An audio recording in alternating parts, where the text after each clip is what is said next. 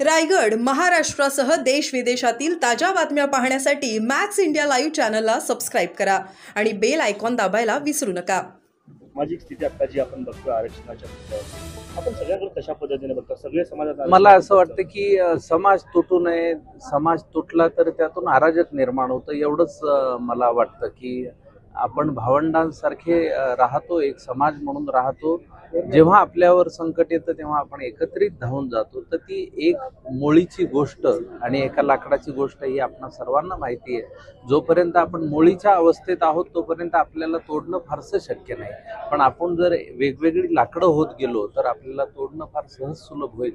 माझी एकच कळकळीची विनंती आहे की हा एकोपा जी गावकी भावकी आपली एकत्र होती ती तशीच टिकून राहावी असं फार मनापासून.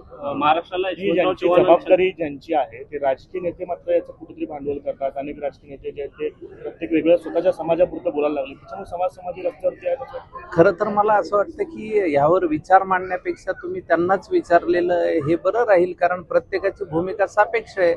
मला असं वाटतं की मला वैयक्तिकरित्या की गावकी भावकी एकत्र राहिली पाहिजे, कारण आमचा गाव, आमचा ग्रामीण भाग हा एकत्र राहिला, एकसंध राहिला तर त्यातून प्रगती आहे, तर त्यातून आनंद आहे, तर त्यातून परमार्थ आहे.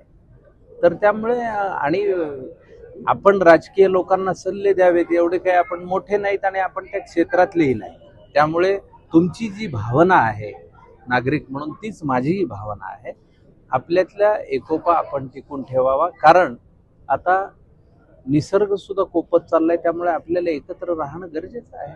खरं तर महाराष्ट्राला यशवंतराव सर, खरं तर आज तुम्ही सोलापूरमध्ये आलेला आहात. एका शोरूमचं उद्घाटन झालेलं आहे. काय सांगाल एकंदरीत?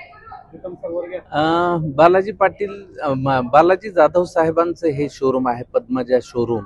टाटा मोटर्सचे अधिकृत विक्रेते, सोलापूरची ब्रँच त्यांनी सुरू केलेली आहे. त्याच्या अगोदर नांदेड, धाराशिव, लातूर आणि यानंतर सोलापूरकरांच्या सेवेत ते आहेत.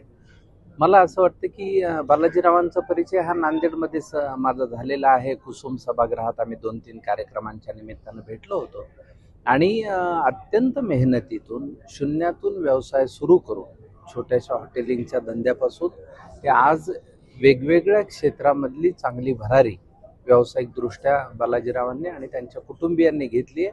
सगळ्यात महत्त्वाचं म्हणजे आजही एकत्र कुटुंब राहतं आणि ही फार मला महत्त्वाची गोष्ट वाटते.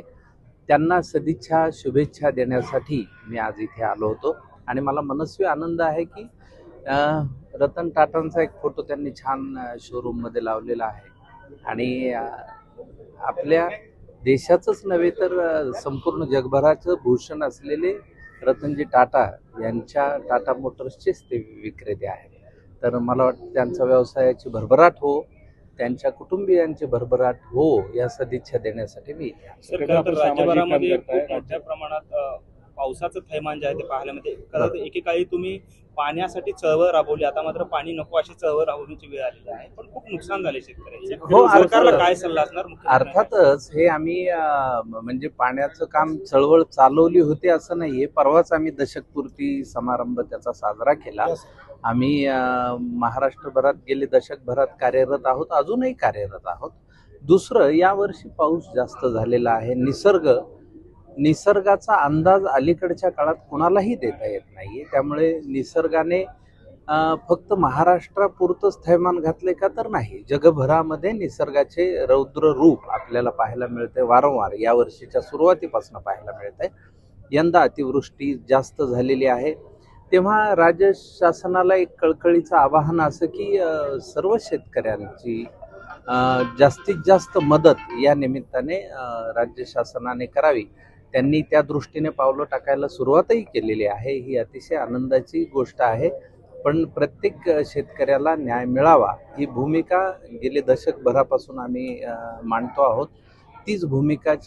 त्याच भूमिकेचं पुनरुल्लेख मी इथे करेन की यावर्षीचा पाऊस थोडा जास्त त्रासदायक आहे.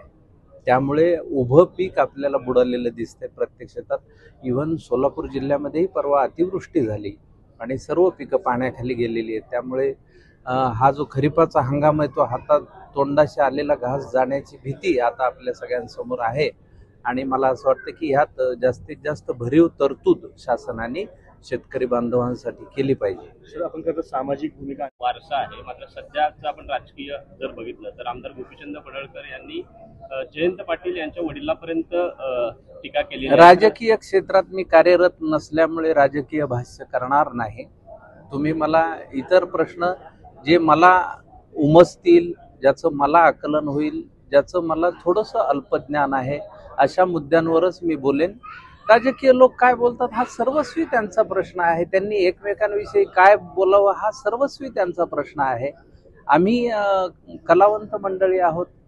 आम्हाला मनापासून जे वाटतंय ते आम्ही करतो आहोत, कलेची सेवा करतो आहोत. त्यामुळे भाष्यांमध्ये पडण्याचं मला प्रयोजन. थँक्यू.